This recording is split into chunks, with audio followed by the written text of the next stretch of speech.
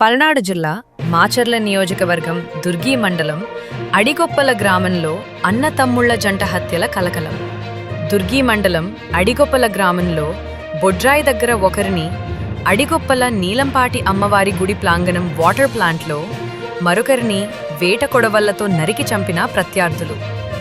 సంఘటన స్థలానికి చేరుకున్న పోలీసులు జంట హత్యలకు గల కారణాలు తెలియాల్సి ఉంది.